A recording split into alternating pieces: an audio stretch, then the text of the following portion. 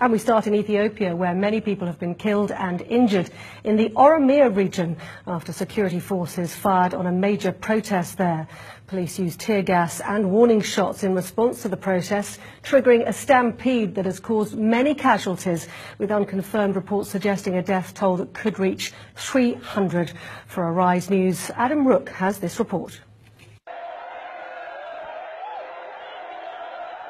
A day that began with religious celebration across Ethiopia fast becomes one of chaos. Anti-government sentiments take hold among the thousands gathered here. Police fire tear gas and warning shots in response.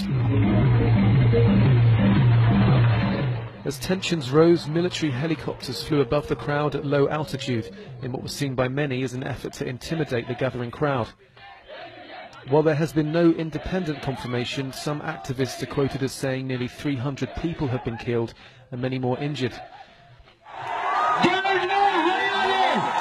An estimated total of 2 million people were attending the annual Irreecha event, considered the biggest cultural and spiritual celebration in Africa.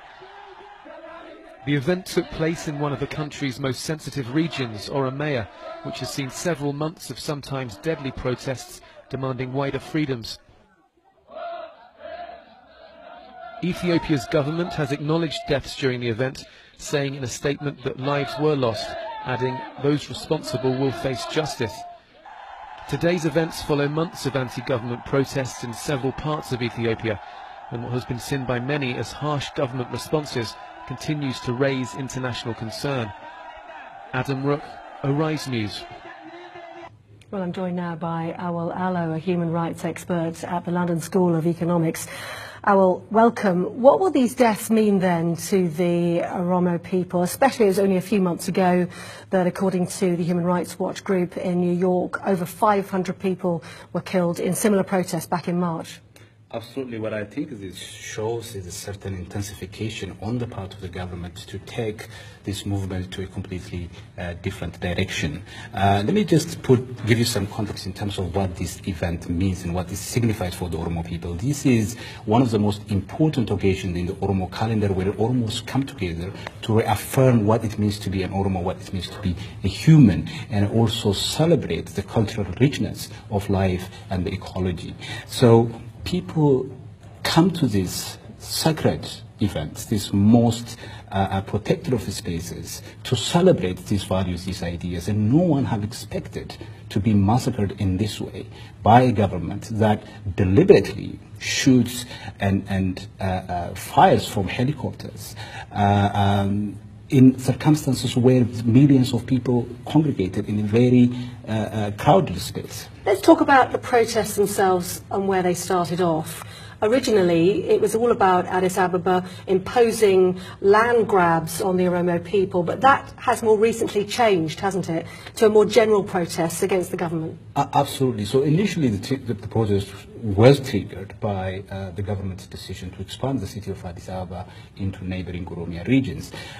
People thought that such a decision would result in essentially cleansing Oromo culture, Oromo way of life from around the city of Addis Ababa. So that what triggered the protest. But of course, people have moved beyond that specific land issue, and now the protest is about a broader systemic change against the system, against the government that has no response except killing people. And these protests are now widespread. We saw recently at the Rio Olympics one of the Ethiopian athletes holding his arms crossed as he went on the podium to receive his medal. And we're looking at pictures now. Oh, there he is. We've got the pictures for you of when that happened. He was promised safe passage when he got back home, but he hasn't been seen, has he, since he got back to Ethiopia?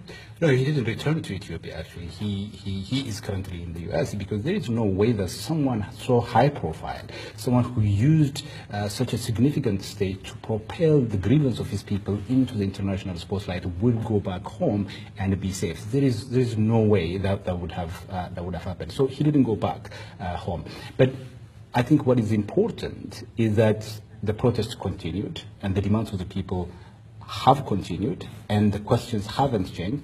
The response of the government so far is simply to use overwhelming force. And they have apologized, of course, it must be said. The Ethiopian Prime Minister has apologized. But now the US has said they very much regret and are concerned about the use of excessive force against the protesters, and the UN has even offered to send in mediation. What can the Ethiopian government do to stop the bloodshed? The important point here is the Ethiopian Prime Minister is not in control. He is simply someone that is put there by the most significant elements in government to present this facade of, a government that represents everyone.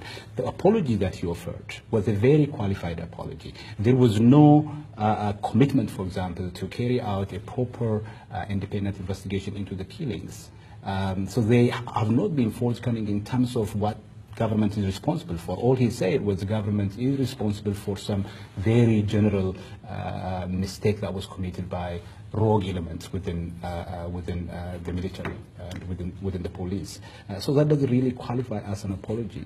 Awal Allo from Kiel University. Thanks very much indeed. Thank you.